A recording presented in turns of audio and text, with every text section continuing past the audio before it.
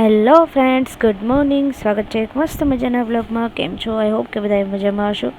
તો આજે છે ને બહુ જ વહેલા તૈયાર થઈ ગઈ હતી, કેમ કે આજે છે ને સોમવાર અને મંગળવારે એમ 2 દિવસ છે ને ધવલ વહેલા કંપનીએ જવાના હતા.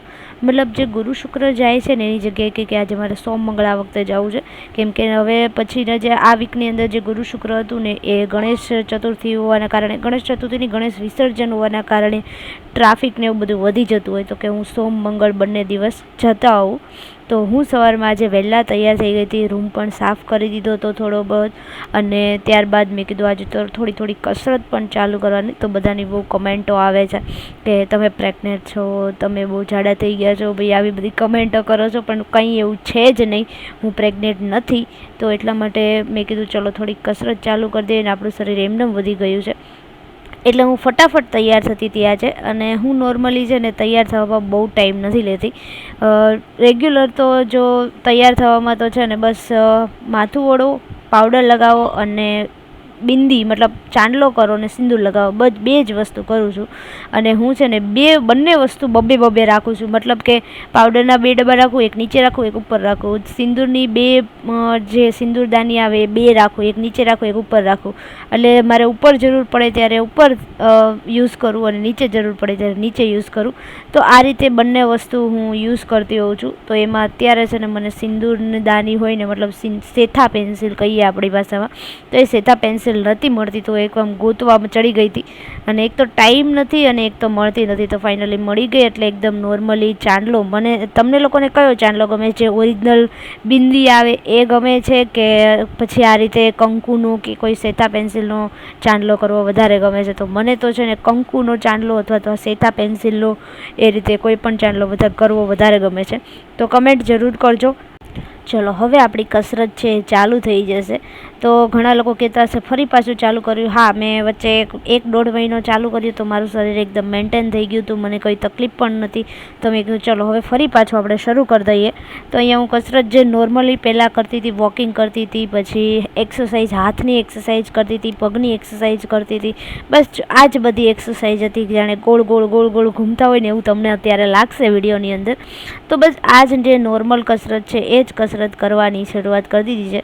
5 કે 10 મિનિટ રેગ્યુલર કરું છું ને તો મને બોડી એકદમ આમ હેલ્ધી લાગે છે, કે કોઈ પ્રકારનો રોગ ના હોય અને હું એકદમ ફ્રેશ ફીલ કરું છું. તો એ મારે અત્યારે નોર્મલી ચાલુ મેં કરી દીધું છે. વાગ્યા એટલે છોકરાઓ પણ આવી ગયા હતા, એટલે હું પણ બેસી ગઈ બધાને ટ્યુશન કરાવવા માટે. અને હમણાં છે ને છોકરાઓને થોડુંક ઇંગ્લિશ થોડુંક વીક છે, મતલબ કે હવે સ્પેલિંગો પણ નથી કરતા, કે નથી, બારાક્ષરીનું થોડુંક કાચું છે. તો એટલા માટે કીધું ચલો ઇંગ્લિશ થોડુંક પાવરફુલ થાય, એના માટે આપણે છોકરાઓને બેઝિક ઇંગ્લિશ છે એ શીખવાડવાનું હોય. તો અહીંયા મેં એ શરૂઆત કરી દીધી છે. અને એ પણ અમારે એમાંય ખાસ કરીને અમુક છોકરીઓ છે એને બેઝિક ઇંગ્લિશ વીક છે, તો એની શરૂઆત છે. તો હવે આજે બપોરે જમવામાં બનાવ્યું હતું ઢોકળી. તો અહીંયા મેં ઓલરેડી પહેલાં ઢોકળી બનાવીને મૂકી દીધી હતી અને એને કટ કરવાની હતી. તો ઢોકળીનું શાક છે ને બહુ જ મસ્ત બને, મારી મમ્મી પણ બહુ મસ્ત બનાવે. અને ખરેખર આ છે ને રેસીપી રાજસ્થાનની રેસીપી છે, એમાં ગટ્ટા કે, અને આપણે અહીંયા ઢોકળી કહીએ છીએ. અને આ રેસીપી છે ને મારા ફઈએ મારા મમ્મીને શીખવાડી અને મારા મમ્મીએ મને શીખવાડી છે. તો મને છે ને પર્સનલી ઢોકળીનું શાક બહુ જ ભાવે છે. અને આજે થોડીક ડિફરન્ટ રીતે મેં બનાવેલી છે આજે ઢોકળી, કેમ કે આજે એકદમ નરમ પણ થઈ છે અને તરત જ આમને ટેસ્ટી પણ થઈ છે. એટલે એમ જો તમારે આ ઢોકળીનું શાક ખાવું હોય તો મને, મતલબ બનાવવું હોય, જાણવું હોય તો મને કમેન્ટ કરજો, તો હું તમને જરૂર ઢોકળીનું શાક ખવડાવીશ. જો કે મારા ઘરે અહીંયા છે ને ધવલને ઢોકળીનું શાક ભાવતું નથી, તો જ્યારે એ ના હોય ને ત્યારે હું ઢોકળીનું શાક બનાવીને ખાઈ લઉં છું. બપોરના ટાઈમે એઝ યુઝ્યુઅલ જે હું બરફ ઘસું છું એ બરફ ઘસવાની શરૂઆત કરી. તમે બધાએ મને કમેન્ટ નથી કરી કે બરફ ઘસવાનો ફાયદો શું થાય. મને તો ફ્રેશ ફીલ થાય છે એટલે હું કરું છું આ પ્રોસેસ.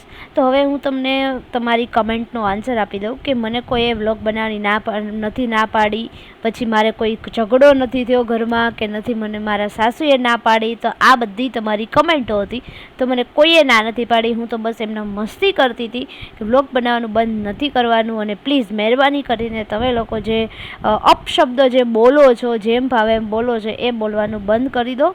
અને સારી કમેન્ટો કરો. નેગેટિવ કમેન્ટ કરો તો પણ કંઈક સરખી રીતે કરો. મતલબ હવે આની અંદર તો મારે તમને કહેવું શું કે કેવી કમેન્ટ આવી હતી, જે મેં રિમૂવ કરી દીધી છે, ચોખ્ખું કહું છું. અને બીજું એ કે કમેન્ટ કરો વાંધો નહીં, નેગેટિવ એ કરો છો તમે, જેથી હું એનાથી શીખું છું કંઈક ને કંઈક. અને જે પણ અત્યારે નેગેટિવ કમેન્ટ આવી છે ને એનાથી મને શીખવા એ મળ્યું છે કે હું હવે રોજ વ્લોગ બનાવી. જેમની પણ સારી સારી કમેન્ટો આવી છે એના માટે થેન્ક યુ સો મચ. અને ઘણાને એમ હતું કે હું વ્લોગ બંધ કરી દઉં છું. હું વ્લોગ નથી બંધ કરતી, હું કન્ટિન્યુ જ રાખું છું. કેમ કે નેગેટિવ કમેન્ટથી મને એક સરસ એવું શીખવા મળ્યું છે કે હવે હું વ્લોગ બનાવીશ તો હવે જે કન્ટિન્યુ વ્લોગ છે એ આપણે ચાલુ જ રહેવાના છે. રીલ્સ પણ ચાલુ રહેશે અને ટ્રાય કરીશ કંઈક નવું મારી પાસે આવશે તો એ પણ હું તમને તમારી સાથે શેર કરીશ. સાથે સાથે આજે બપોર પછીના સમયમાં હજી છોકરાઓ આવવાની વાર હતી, જે 5 વાગે છોકરાઓ આવે એ, તો એની જગ્યાએ મેં કીધું ચલો નીચે આજે લેપટોપ લેતી જાઓ અને મમ્મી એકલા નીચે હોય તો હું પણ એની સાથે બેસું અને મારું કામ પણ જોડે જોડે થતું રહે. નવરાત્રિ આવે છે તો હવે બધી એની તૈયારી પણ શરૂઆત થઈ ગઈ હોય. તો આજે સવારમાં છે ને નવરાત્રિની ફૂલ તૈયારી થવા લાગી છે. તો મમ્મી અહીંયા છે ને ચણિયો બનાવે છે. એ પણ અમે આજે વેસ્ટમાંથી બેસ્ટ ચણિયો બનાવ્યો છે. મતલબ હું નેક્સ્ટ વિડીયોની અંદર ગમે ત્યારે બતાવીશ કે કેવો ચણિયો બનાવ્યો છે. તો તેનું કામકાજ હજુ ચાલુ છે અને કેવી રીતે બનાવ્યો ને એ પણ હું તમને બતાવીશ. અને આજે સવારમાં છે ને એક કોલ કરવાનો હતો તો મમ્મી એ કોલમાં વાત કરતા હતા ત્યાં સુધી હું સાઈડમાં બાજુમાં બેઠી હતી. આજે બપોરની રસોઈમાં મેં બનાવ્યા હતા ચણા, મતલબ ચણાનું શાક અને રોટલી.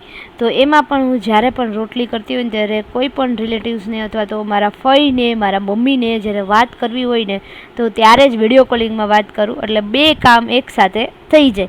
એક કામ 2 સાથે થાય એટલા માટે હું આ કામ કરું છું. તો ફઈ સાથે થોડી ઘણી વાતો કરી અને મારે ને ફઈને વચ્ચે છે ને વાતમાં એ થતી હોય રેસીપીને રિલેટેડ જાજા ભાગે વાતો થતી હોય, અથવા તો અત્યારે નવરાત્રિ આવે છે તો એની તૈયારી વિશે વાતો થતી હોય. અને રેસીપીમાં તો ક્યારેક આઈસ્ક્રીમ બનાવવા, ક્યારેક કેક બનાવવા માટેની, કોઈ શાક એવું બનાવવા. તો આજે વાતો થતી હતી મુખવાસ બનાવવાની. તો મને આજે ફઈને વિડીયો કોલિંગ કરવાનું યાદ કેવી રીતે આવ્યું કે હું જ્યારે મુખવાસ ખાવા ગઈ ને તો મુખવાસ મેં થોડો ખાધો, પાનનો મુખવાસ. એ પાનના મુખવાસથી તમને જે યાદ આવ્યું કેમ કે મેં ફઈના ઘરે પણ આ રીતે પાનનો મસ્ત એવો મુખવાસ ખાધો હતો. ત્યારબાદ બપોર પછીના સમયમાં છે ને ધવલને સરગવો બાફેલો બહુ જ ભાવે. મતલબ જ્યારે પણ અમે સરગવો લેવા જઈએ તો એકવાર શાક થાય એટલું લઈએ ને એક વખત ધવલને બાફીને ખવાય એટલા માટે.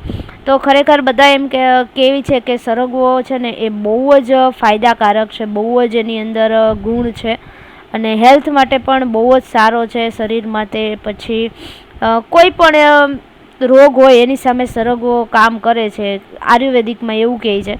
તો મેં આ બધું થોડું ઘણું જાણેલું છે, મતલબ મને જાણવા મળેલું છે. તો એ રીતે ધવલને પણ છે ને સરગવો બાફેલો, ખાલી તમે બાફીને મીઠું નાખીને એક સીટી મારીને બાફીને દઈ દો ને તો પણ એને બહુ ભાવે. તો હું બપોર પછી 4 વાગ્યાના આજે નાસ્તામાં એને આપ્યો તો બાફેલો સરગવો. રાતે રસોડામાં લાગી આગ. તો તમે બધાને જોઈને ખબર પડી ગઈ હશે કે આગ કેવી રીતે લાગી. તો આ છે ને ટ્રીક બહુ જૂની છે કે જ્યારે આપણે ચા ગાળવાની ગળણી હોય ને એની અંદર એકદમ બધું ચા છે એકદમ જામ થઈ જાય ને તો આ રીતે બધા ગેસ ઉપર રાખે ને તો એકદમ ચોખ્ખી થઈ જાય. પછી ઘસીને ધોઈ નાખવાની. તો ત્યારબાદ બસ એ કામ કર્યા પછી બધા અત્યારે સિરીઝ જોતા હતા. જો કે બીજા સિઝનનો છેલ્લો એપિસોડ બાકી હતો તો ચલો જોઈ લઈએ. જો વિડીયો ગમ્યો હોય તો લાઇક કરો, શેર કરો, કમેન્ટ કરો. મળીએ નેક્સ્ટ વિડીયોમાં. ત્યાં સુધી bye bye, Tata, take care.